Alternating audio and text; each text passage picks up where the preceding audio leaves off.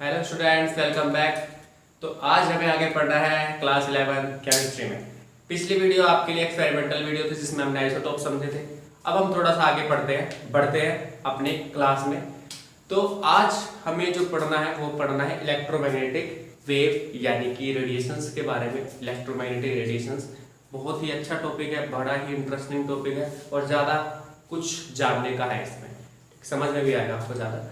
तो क्या है कि इसका स्टार्ट करते हैं क्वेश्चन के साथ। क्वेश्चन ये था कि जब रदरफोर्ड का मॉडल मिल गया था, ऐसी क्या आवाज लगी दिमाग में कि चलो भाई बोहर का मॉडल ढूंढते, और ढूंढा तो ऐसा कैसे ढूंढ लिया उन्होंने कि ऐसे करके ऐसे भी हो सकता है। तो इसके पीछे दो वजह थी। पहला कि न्यूटन ने जो अपनी थ्योरी दी थी, सर इसाक न्यूटन ने, ठीक है, तो उन्होंने जो थ्योरी दी थी उनके अकॉर्डिंग क्या था कि लाइट का पार्टिकल नेचर होता है। बट ह्यूजेंस प्रिंसिपल आया, हाइजेंस प्रिंसिपल भी कई लोग बोलते हैं, तो वो आया, तो उसके बेसिस पे कहा गया कि लाइट का वेव नेचर भी होता है। पार्टिकल नेचर तो होता है but it has also wave nature, जिसके बेसिस पे उन्होंने रिफ्लेक्शन और रिफ्रैक्शन को एक्सप्लेन कर दिया, ठीक है।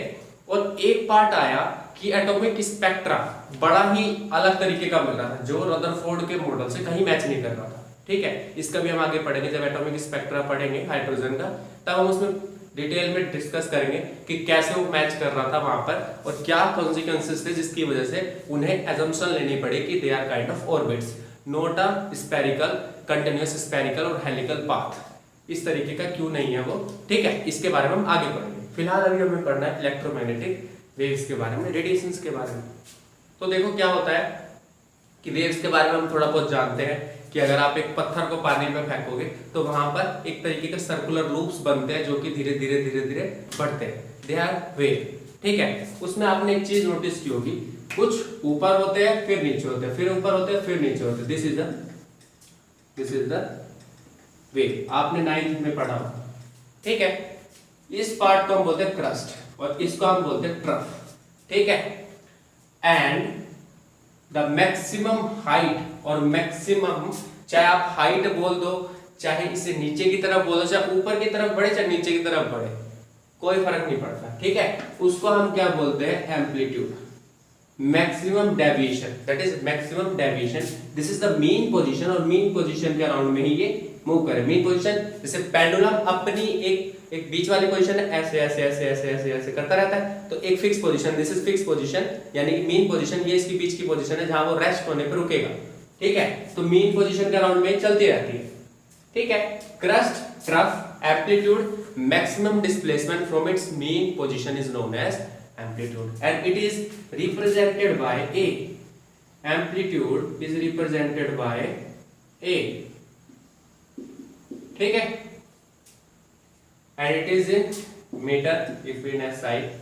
Now next is what is wavelength. The distance between two adjacent crust or two adjacent trough is known as wavelength. चाहे दो adjacent crust के बीच का डिस्टेंस ले लो, चाहे दो adjacent मतलब साथ वाले दो crust के बीच का या साथ वाले दो trough के बीच का डिस्टेंस क्या कहलाता है, this is known as wavelength and it is represented by lambda. This is lambda, उल्टा वाला, ठीक है। This is lambda, ठीक है, lambda। तो वेवलेंथ आपको समझ में आ गई। नाउ वेलोसिटी, एक सेकंड में जितना डिस्टेंस कवर करेगी कोई वेव, एक सेकंड में जितना डिस्टेंस कवर करेगी कोई वेव, उसको हम क्या बोलेंगे, उसकी वेलोसिटी कहेंगे, ठीक है। In case of electromagnetic waves, the velocity of electromagnetic waves will be equal to speed of light. Electromagnetic waves speed of light यानी कि लाइट की स्पीड से ट्रेवल करती है, ठीक है। दैट मींस उनकी स्पीड क्या होगी, c, it is represented by c, that is 3 × 10⁸ metre पर सेकेंड। ये उनकी हो जाएगी speed of light, speed of electromagnetic waves. अब थोड़ा आगे बढ़ते हैं। फ्रीक्वेंसी का मतलब क्या होता है, बड़ा ही इंपॉर्टेंट एंड इंटरेस्टिंग कंसेप्ट है frequency. It is represented by nu, nu symbol है, nu, NU, nu, this is nu बोलते हैं, ठीक है, न्यू बोल देते हैं, म्यू न्यू। बड़े इंटरेस्टिंग स्ट्रक्चर है म्यू बड़े इंटरेस्टिंग नेम है यहाँ पर न्यू।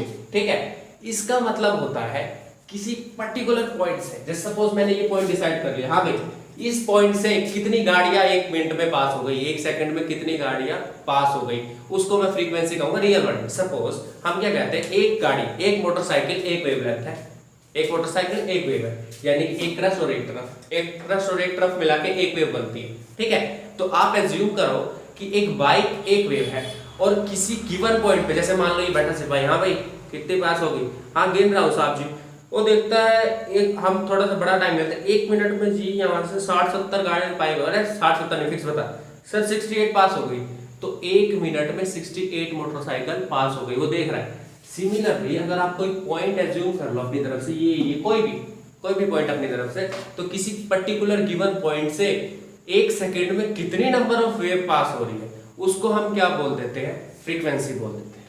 कितनी नंबर ऑफ वेव, कपल, एक तरफ इज अ वन वेव।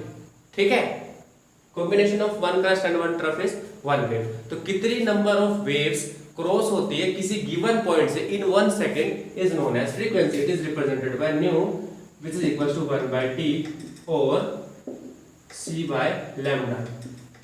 ठीक है, in case of electromagnetic waves। ठीक है, nu is equals to c by lambda।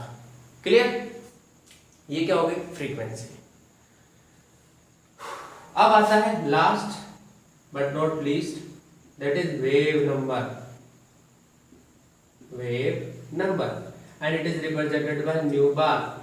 बार इसके ऊपर डंडा लगा, इट इज न्यू बार, मेरे ऊपर सीधी रख दी तो न्यू बार हो गया।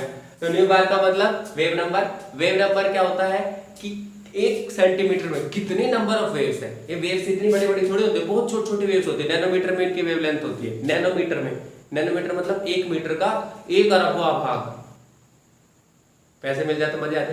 तो 1 मीटर का 1 अरबवां भाग है नैनोमीटर। तो 1 नैनोमीटर में, ठीक है, 1 नैनोमीटर बहुत छोटा होता है, तो सोचो 1 सेंटीमीटर में कितनी सारी नंबर ऑफ वेव्स होगी। तो 1 सेंटीमीटर में जितनी नंबर ऑफ वेव्स होती है उसको हम क्या बोल देते हैं, वेव नंबर बोलते हैं, and it is reciprocal of wavelength. तो nu bar is equals to 1 by lambda. चलिए रिलेशन निकालते हैं दोनों के बीच में। चक्कर चल रहा है, चलो देखते हैं क्या चक्कर चल रहा है। अरे दोस्ती का चक्कर है भाई। Nu is equals to C by lambda. C by lambda को मैं लिख सकता हूँ C multiply by 1 by lambda, and 1 by lambda is nu bar. That means nu is equals to C nu bar. तो न्यू की value किससे equal आ गई, C into by nu bar.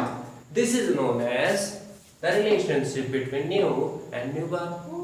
So sweet ना, न्यू और new बार के बीच में ये रिलेशन आ गया। अब आपसे इन्हीं पर न्यूमेरिकल पूछ सकता है चल मजा कर। तो न्यू की वैल्यू क्या थी, सी इंटू में न्यू बार। ये क्या थी आपकी बेसिक वेव्स की कुछ एक इंपॉर्टेंट प्रॉपर्टीज है जिनके बारे में हम बार बार रिपीट करने वाले हैं। आपके फिजिक्स में 10th चैप्टर, उसमें भी काफी कुछ है, तो ब्ला ब्ला ब्ला, तो उसमें पढ़ेंगे। ठीक है, मैं टाइम वेस्ट नहीं करता, मदद कर रहा हूँ। तुम सामने हो तो क्या ही बात होती, पर कोई बात नहीं, तुम ख्यालों में हो तब भी काम चला ही रहे अब तो ये तो हो गई बात भाई वेव की। अब बात करते हैं इलेक्ट्रोमैग्नेटिक वेव्स।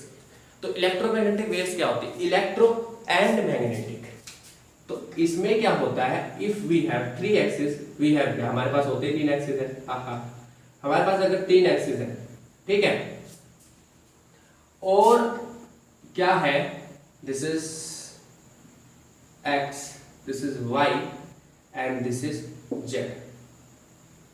ठीक है, x y z। तो क्या होगा, सपोज इलेक्ट्रिक फील्ड ऐसे मूव कर रही है, ठीक है, इलेक्ट्रिक फील्ड ऐसे मूव कर, this is the electric field. Now see my magnetic field, ये z डायरेक्शन में चल रही है, z में, ठीक है। अगर आप देख पा रहे हो तो अगर ये जो बोर्ड है ये y एक्सिस को रिप्रेजेंट करता है, तो ये तो ऐसे चल रही है इलेक्ट्रिक फील्ड, ऐसे टिंग टिंग टिंग टिंग, ठीक है, वाई एक्सिस पे, और जो मैग्नेटिक फील्ड है वो ऐसे चल रही है इसके परपेंडिकुलर, ठीक है। तो इलेक्ट्रिक फील्ड और मैग्नेटिक फील्ड जब एक दूसरे के परपेंडिकुलर चलते हैं तब जो वेव बनते हैं उसको हम बोलते हैं इलेक्ट्रोमैग्नेटिक वेव, ईएम वेव, ठीक है। इलेक्ट्रोमैग्नेटिक वेव क्रांतिकारी वेव से electromagnetic wave. Electric field and magnetic field are moving mutually perpendicular to each other in a pattern, then they will form a electromagnetic wave, ठीक है। And the direction of electromagnetic wave will be perpendicular to both of the electric field and magnetic wave, magnetic field। Sir क्या बोल गए उर्दू फारसी, चलो बोल देते हैं। देखो इलेक्ट्रिक फील्ड जिस डायरेक्शन में चल रही है उसके परपेंडिकुलर में क्या चलेगी, मैग्नेटिक फील्ड। अब इन दोनों के परपेंडिकुलर में क्या चलेगी, वेव। आप देख सकते हो, देखो ये है, इस डायरेक्शन में कौन मूव कर रहा है, इलेक्ट्रिक फील्ड। इस डायरेक्शन में कौन मूव कर रहा है, ऐसे ऐसे ऐसे, कौन मूव कर रहा है, आपकी magnetic field. This is the magnetic field and the wave is propagating in z direction, sorry in x direction. आप देख रहे हो वेव इस तरफ मूव कर रही है। अगर मैं वेव्स को ब्लू मार्कर से दिखाता हूं, मार्कर होने का आज फायदा होता है बहुत सारे, तो इस तरफ जा रही है, ये भी करता, तो किस तरफ जा रही है, perpendicular to both of electric field and magnetic field, ठीक है। तो वेव की डायरेक्शन क्या होगी, इलेक्ट्रिक फील्ड और मैग्नेटिक फील्ड के भी परपेंडिकुलर, जो भी दो एक्सिस है उनके परपेंडिकुलर कौन चलेगी, आपकी वेव चलेगी, ठीक है। तो ये क्या हो गया आपका ईएम वेव की किस तरीके से बनती है, कैसे मूव करती है।